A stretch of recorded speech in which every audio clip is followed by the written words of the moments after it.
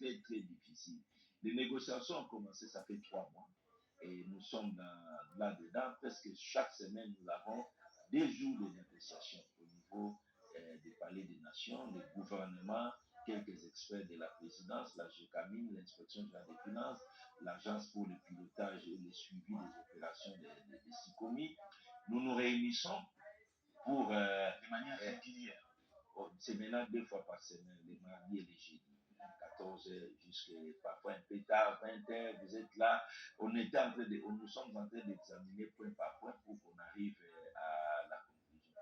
Les négociations sont rudes, mais il y a la bonne foi des partis pour que nous puissions arriver à un avenant qui puisse tant soit peu corriger les inégalités que nous avons constatées. Alors il a été demandé que cette négociation se déroule dans le calme. Voilà pourquoi il n'y a pas suffisamment de communication pour ce qui se passe. D'où l'inquiétude également de l'autre. Quand on aura fini la négociation, il en sortira un avenant.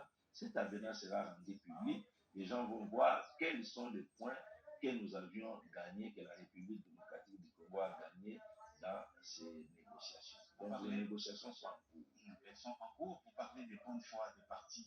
Des partis qui montrent aujourd'hui des bonnes foi, la partie finance aussi.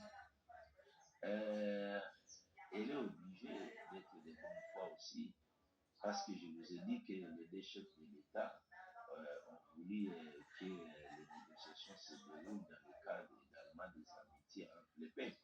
Donc ils doivent comprendre que le peuple congolais doit se retrouver.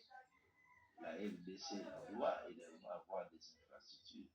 Donc au début, c'était difficile parce que les Chinois pensaient qu'ils avaient affaire face à eux, à des gens avec qui ils avaient négocié il y a 15 ans. Or, ils ont rencontré une résistance, ils ont rencontré une dose de patriotisme dans les négociateurs congolais, les membres du gouvernement et tout. Il les a pratiquement surpris, la partie chinoise.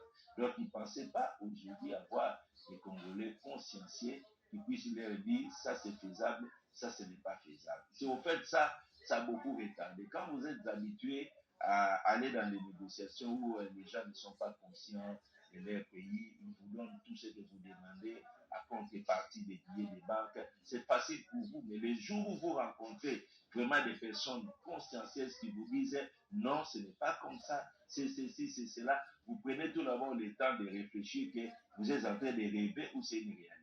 Ça aussi, ça a pris du temps. Aujourd'hui, ils ont compris que non, ils ne sont pas en train de rêver. Il y a aujourd'hui le patriotisme dans le chef des négociateurs congolais. Il y a une prise de conscience dans la partie congolaise et ils ont compris cela. Ils sont obligés parce que s'ils veulent continuer dans l'exploitation avec nos ressources naturelles, ils doivent composer avec la République démocratique du Congo. Il n'est plus question qu'on puisse laisser ces sociétés marcher sur les intérêts du Congo. Et comment vous orientez aujourd'hui les négociations? Est-ce que vous les orientez dans le sens que la partie chinoise restitue de l'argent ou qu'elle refasse des infrastructures qu'on va écouter? Non, il y a beaucoup de choses dans les négociations. Il y a tout d'abord la visibilité des infrastructures. Le niveau des infrastructures à avoir doit être revu à la hausse. La visibilité de ces infrastructures. Il y a la gestion